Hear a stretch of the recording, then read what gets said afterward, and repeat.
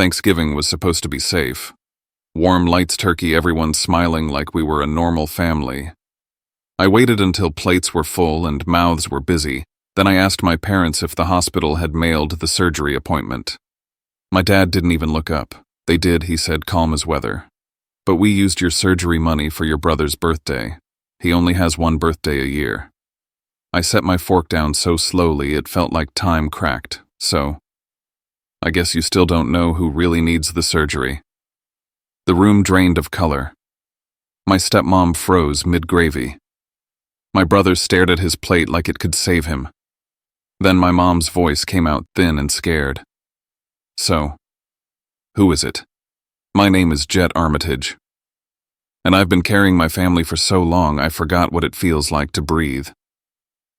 Before I tell you what happened next, can you drop a simple hi in the comments or tell me where you're watching from? Sometimes just knowing someone is there makes all the difference. And if you've ever been the one expected to pay for everyone's peace, please subscribe so you don't miss the rest of this story. I'm not here for pity. I'm here because I need to be heard. Thank you. And now, let me tell you everything. Thanksgiving always made me feel like I was walking onto a movie set. Same cabin walls, same roaring fire, same damn perfectly set table with perfectly placed napkins, wine glasses, and fake laughter. I'm Jet Armitage, 31 years old.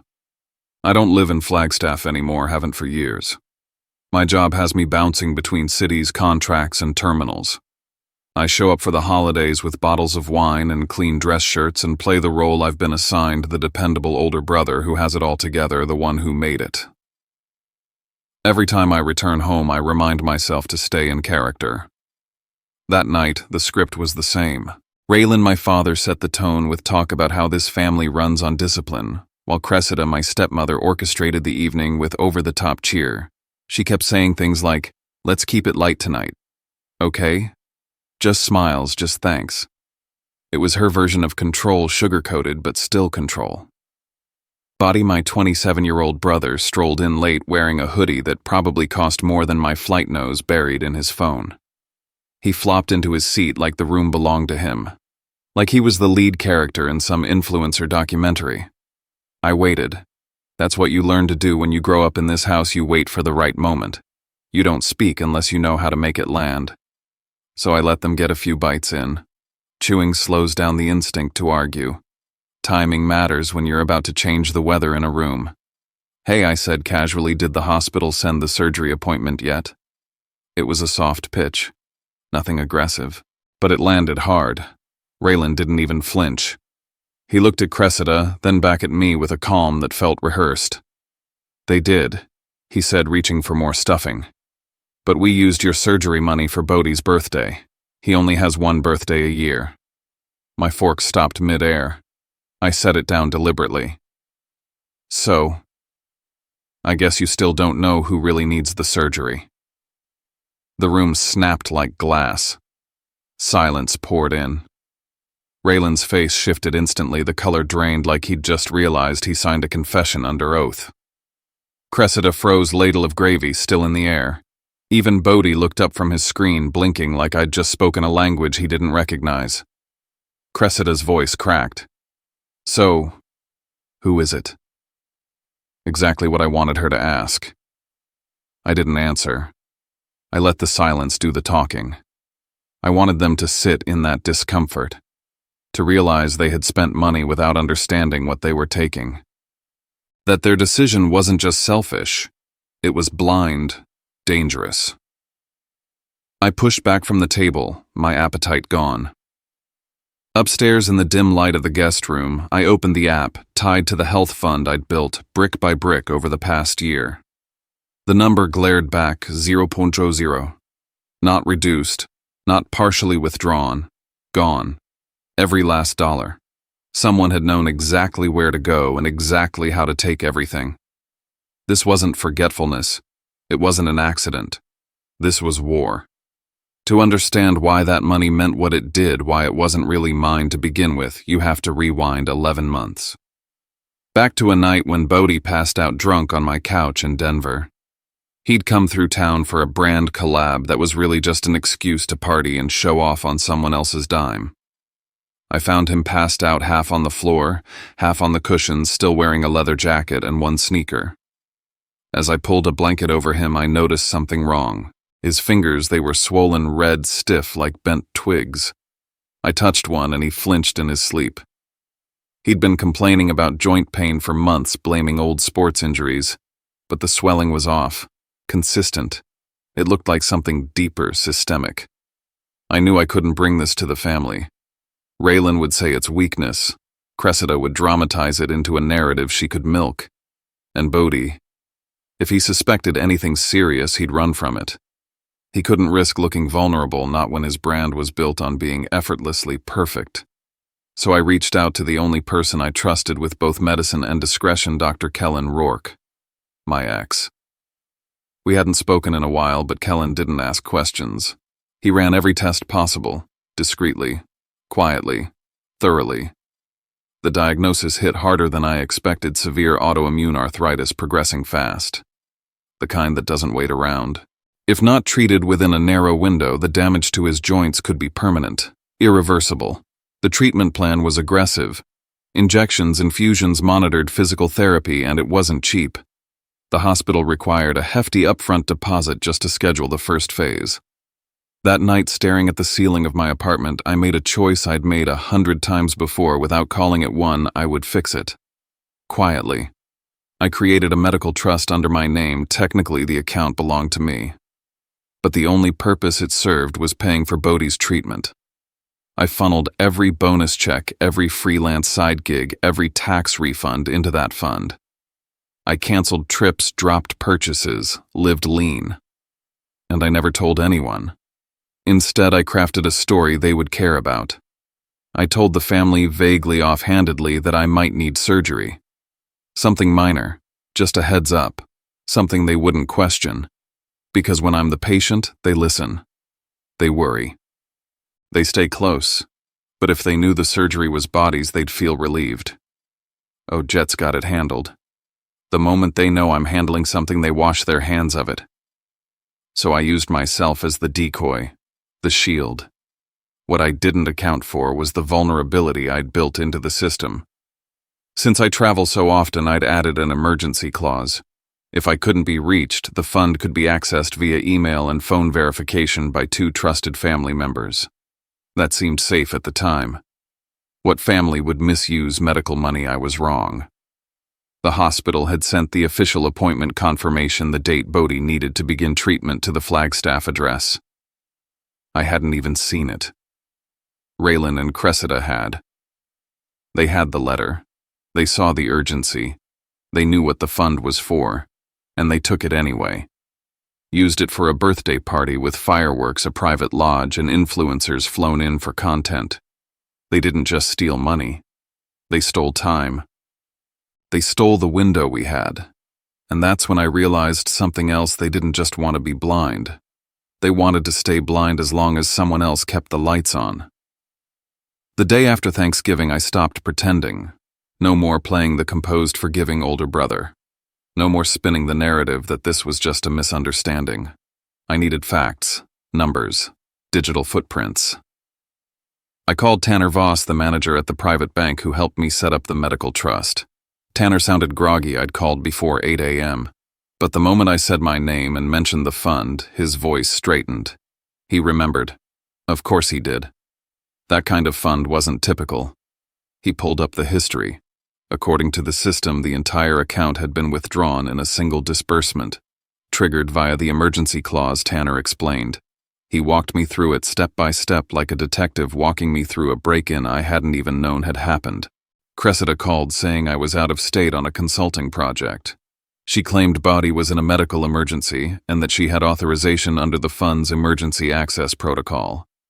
She passed security, which included some personal questions and my birthday.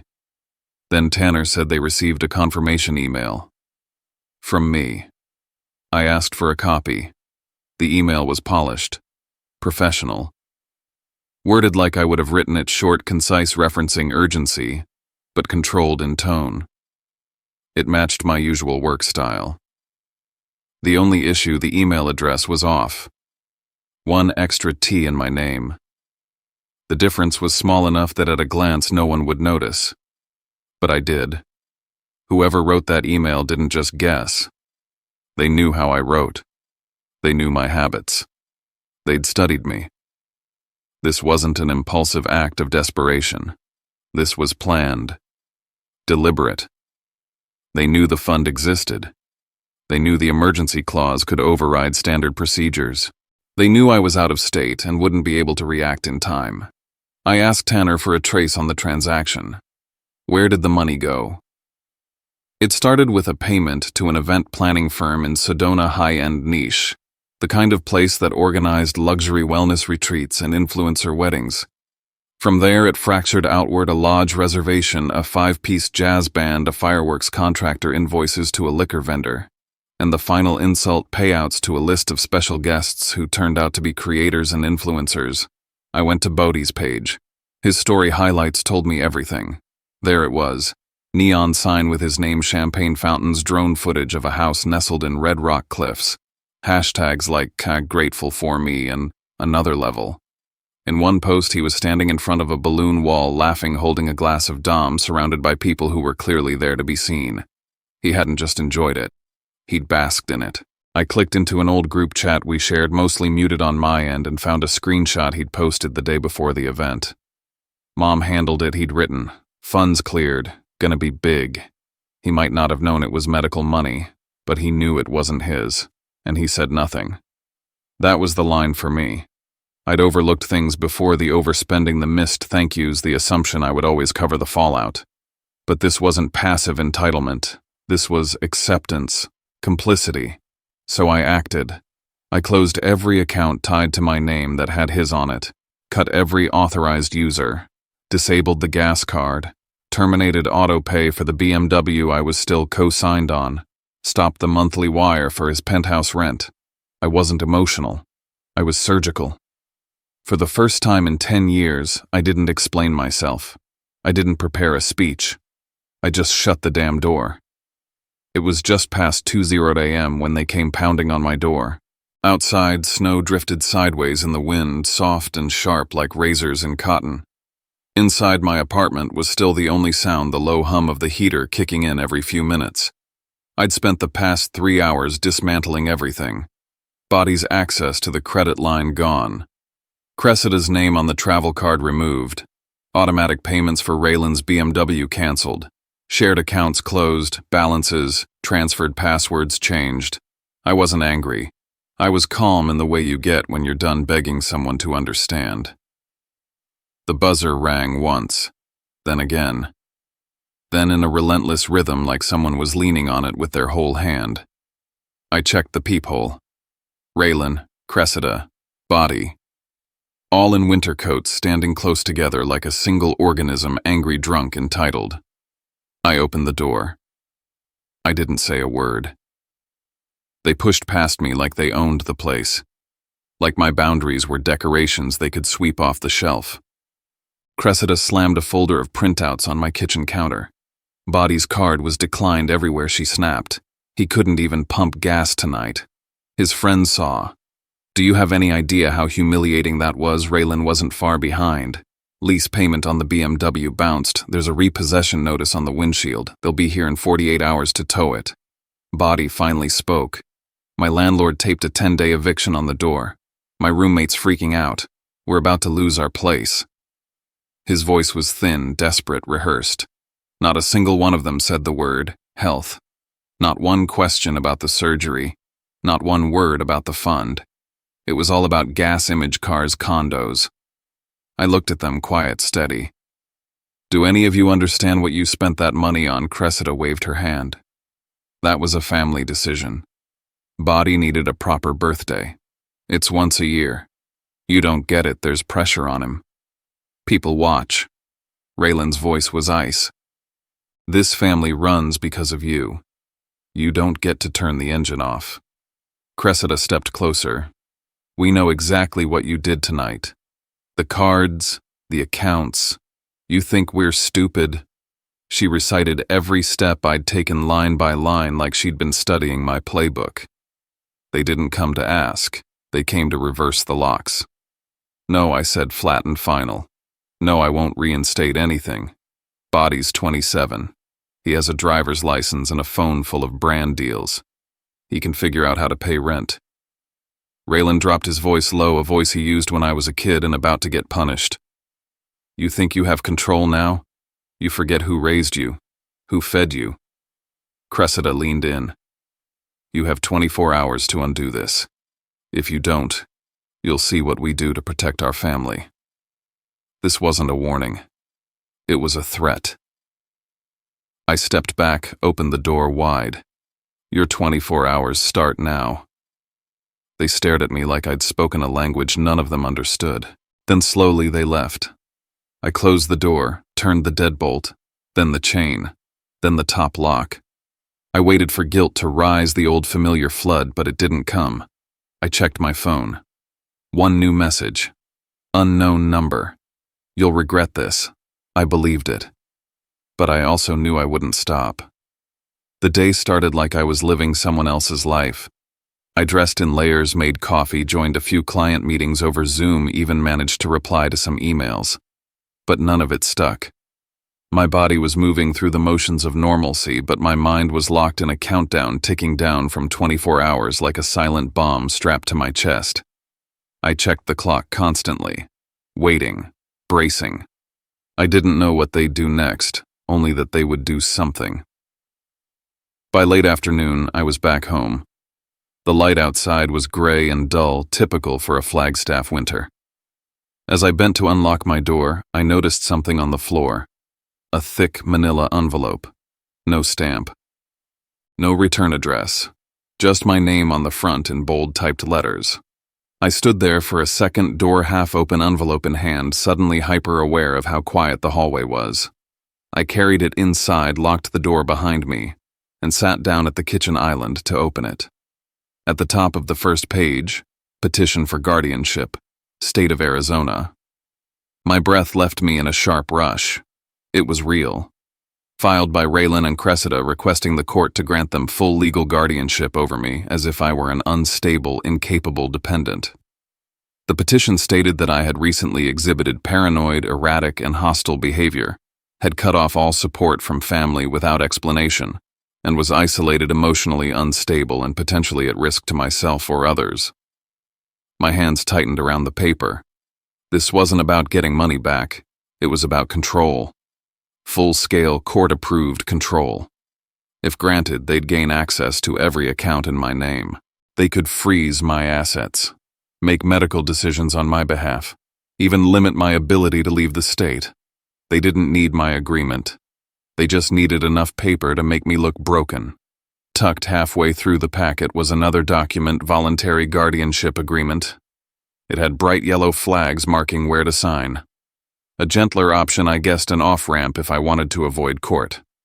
It promised limited oversight, financial decisions only, but I knew better. Sign that form, and I'd be handing them the keys to my life. I kept flipping through the pages. They had done their homework, or rather their fabrication. There were quotes from supposed neighbors saying I kept to myself and often looked nervous or unwell. They included screenshots of recent bank activities showing I'd closed joint accounts and removed authorized users, framing it as impulsive.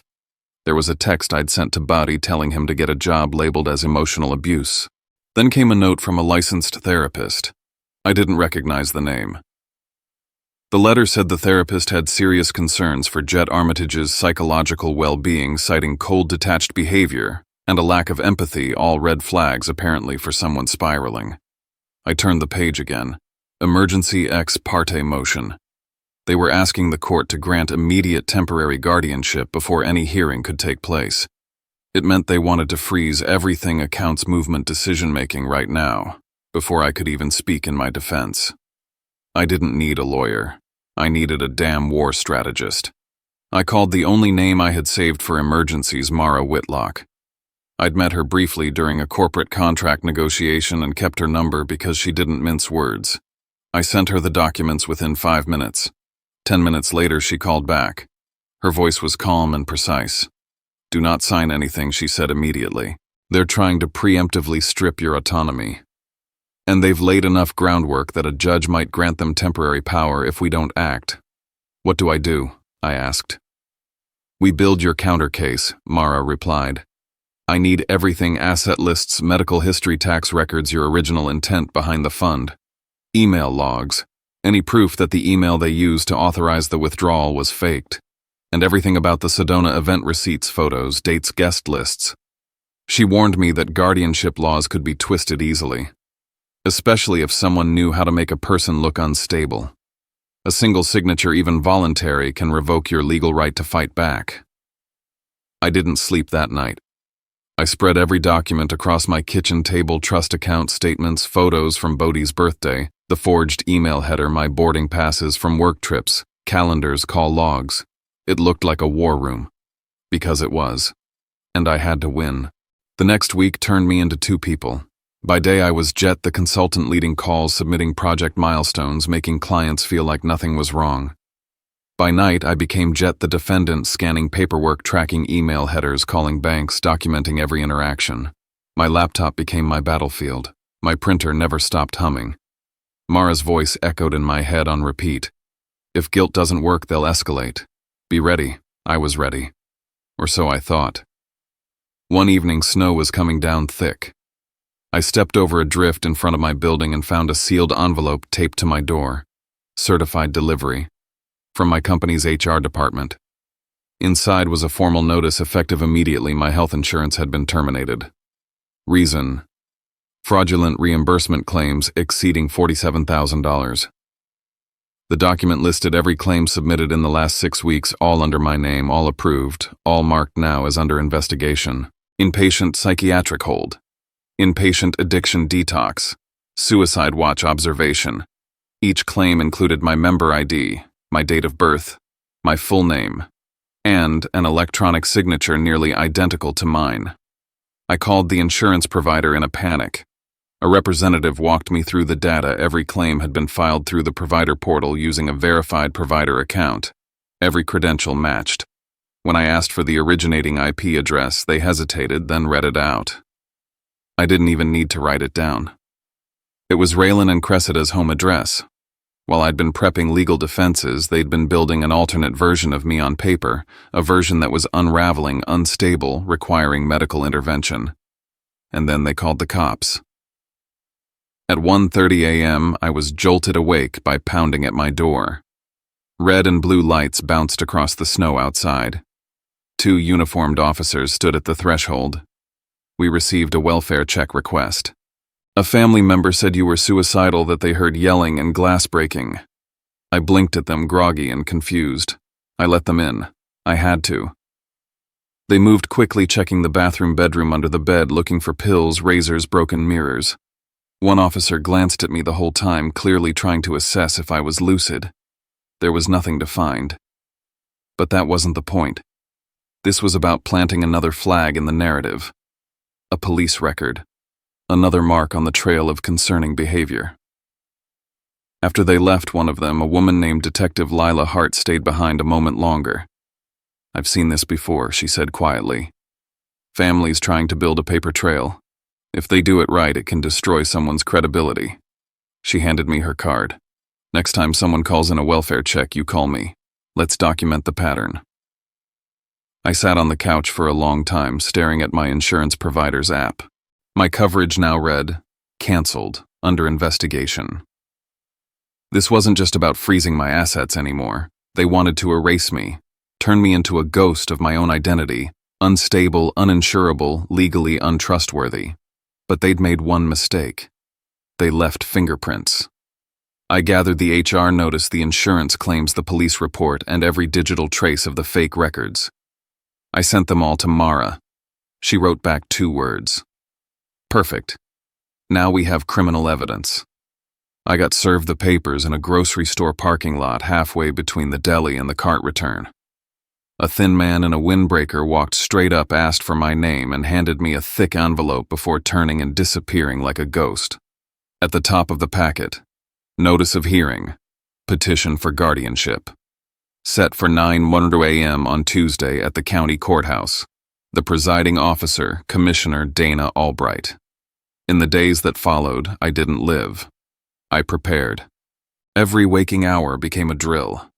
Mara and I built a war chest from the ground up. I printed every bank statement tied to the medical fund, annotated every line that traced back to Body's treatment, and pulled logs from Tanner Voss, the banker who'd authorized the withdrawal under false pretenses. We backed that with screenshots of Body's birthday party in Sedona, every tagged story, time-stamped post and payment that flowed into luxury rentals, fireworks, DJs, and influencer payments. I filed meeting logs and flight receipts to prove my mental clarity and work consistency. I pulled the HR letter, insurance notices, and metadata from every fraudulent claim. Mara had me sort the files by color-coded tabs, bank records, healthcare insurance witnesses, legal. Every file was labeled, every exhibit cross-referenced. Mara made me rehearse how to testify. No tangents, no emotion, no improvised explanations. Every answer should be short, refer to a document, and make them work to find a rebuttal. Raylan and Cressida had filed their own narrative, neatly curated, painfully polished. 11 witnesses they claimed: a psychiatrist, a barista, 2 former co-workers, a neighbor, and more. But Mara noticed the cracks. Every witness statement had been notarized on the same day, by the same notary, Brenda Kay. Several statements used the exact same phrasing, like they'd been written from a shared script. The night before court, Mara played me a phone call she'd recorded. One of the witnesses, a so-called concerned former co-worker, confessed they'd been paid $500 to sign a letter. They had no idea what it was for. The next morning, a thunderstorm slammed Flagstaff. I stepped through courthouse security, drenched from the knees down. Raylan and Cressida were seated at the petitioner's table, dressed in their Sunday best, brows furrowed in saintly concern. Gavin Sutter, their attorney, sat between them, muttering and adjusting his tie. Body sat behind them, hood up, scrolling his phone, earbuds in. He looked like a bored teenager, not someone whose medical future had been bartered for bottle service. Mara and I sat opposite. Her folders were fanned out like a general's battle plans. I didn't speak. I didn't have to. She had everything. Gavin opened with a performance. He painted me as a tragic case, a brilliant but troubled son whose paranoia had severed him from the family who loved him. He described how I'd isolated, withdrew support, and was at clear risk of self-harm or financial ruin. Then Commissioner Albright turned to us. "Does the respondent have anything beyond denial?" Mara stood. "Yes, Your Honor. We'd like to call our first witness." She didn't waste time. No rebuttal, no delay. She cut straight to the jugular. "Our first witness is Dr. Kellen Rourke." A beat of silence. Raylan turned sharply. Cressida sat back like she'd been slapped. Body looked up. They didn't expect this. They weren't ready for the truth. Dr. Rourke took the stand, swore in, and began to speak with clinical precision. He explained Bodie's diagnosis, a rapidly advancing autoimmune disorder attacking his joints. He detailed the narrow treatment window, what he called the golden window, and how missing it would lead to permanent damage. He described how I came to him quietly, without fanfare or pressure, seeking medical help for Bodie when no one else would. He confirmed that the medical fund, the one Raylan and Cressida had raided, matched the cost of the hospital's early intervention protocol. He confirmed I'd named the fund under my own identity because I knew no one would take Body's illness seriously unless they feared losing me. Then Mara stood and submitted the key documents: fund setup, withdrawal authorizations, and the forged email, the one that mimicked my speech patterns, and sent all the money into a party planner's bank account. Dr. Rourke closed his testimony with one final dagger. "The money used to plan that party wasn't Jet's surgical fund," he said. "It was Bodie's shot at preserving his mobility. And they knew it." Commissioner Albright paused. Gavin tried to object, but Mara raised a finger. She wasn't done. Next came the digital evidence transfers from the fund to Sedona Events LLC. Receipts for fireworks, live bands, influencer fees. A neon sign that read, "Body's World." Instagram stories tagged the same day the medical payment was supposed to go through. Body sat upright, earbuds out, watching the projector screen like it was showing his own execution. Cressida tried to object on grounds of privacy, but Albright overruled. He posted it publicly, the commissioner said. "It's relevant." Then came the final wave. Mara submitted the letter from HR, the insurance fraud reports, and IP tracing logs pointing to Raylan's house. She called Detective Lila Hart to testify, who described the 1:30 a.m. welfare check as unfounded and said her office suspected a pattern of harassment. Finally, Mara revealed that 2 of Raylan and Cressida's witnesses had already recanted. She submitted their new sworn affidavits admitting they were paid to sign false statements, and the cherry-on-top notary Brenda Kay had notarized all 11 statements on the same date, a violation of professional conduct. The documents were officially under review. Commissioner Albright called a recess, reviewed the files, then returned 20 minutes later with the verdict.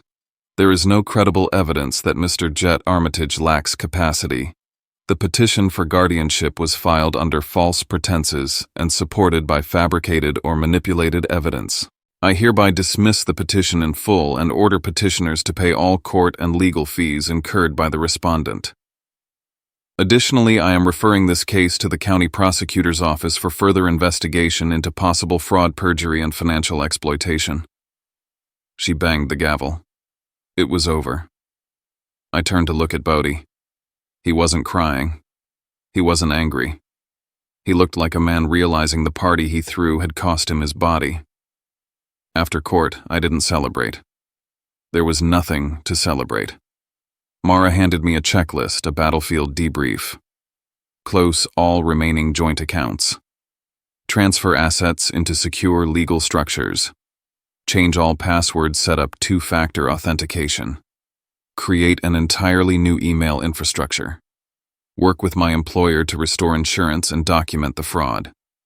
File official police reports for identity theft and cybercrime. I followed it like gospel. Meanwhile, the consequences began to unfold. For Bodie, it came fast. Within 3 months, the disease advanced. His fingers stiffened. Grip strength deteriorated. He dropped brand deals. Influencer partnerships dried up. He started relying on heavier painkillers. He messaged me once. Not to apologize. Not to thank me. He asked if there was any way to fix this. He still thought I was the safety net.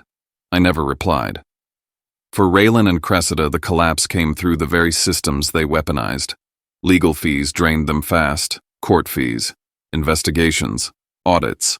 They were investigated for forging email communications, fraudulently draining a medical fund, paying for false testimony, filing false insurance claims, and when the walls closed in, they turned on each other. Cressida claimed Raylan orchestrated everything. Raylan said Cressida acted alone. So much for family unity. As for the house, the shrine of so many toxic Thanksgivings, it didn't survive either. Mounting debt forced it into foreclosure. The lodge-style cabin with its big fireplace and long dining table became just another asset on a public auction list. I didn't return their calls. I didn't save them.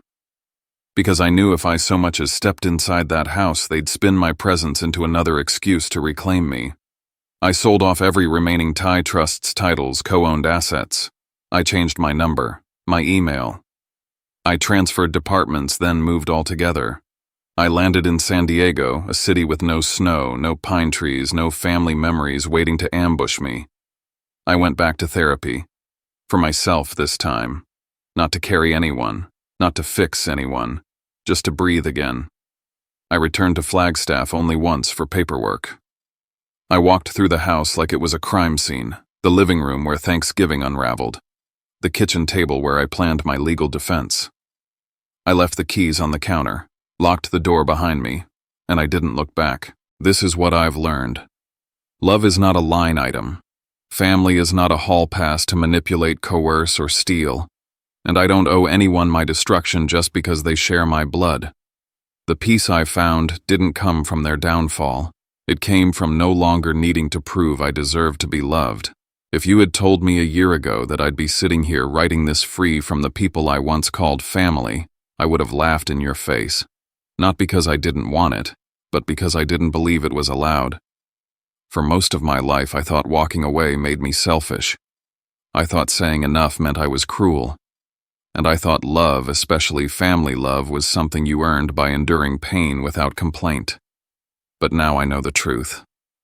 Love without respect is manipulation. Family without accountability is a trap. And silence in the face of betrayal isn't strength, it's surrender. The hardest part wasn't exposing the lies. It wasn't hiring lawyers, filing reports, or sitting through a courtroom hearing while strangers debated whether I was mentally competent to run my own life. The hardest part was unlearning the belief that I was responsible for everyone else's comfort even when they were hurting me. It was walking away without feeling guilty. It was saving myself and letting them drown in the consequences they created. I didn't win because I was smarter. I won because for the first time I chose truth over guilt. I chose peace over performance. And I chose myself fully, unapologetically, and finally. People say blood is thicker than water, but they forget the full phrase.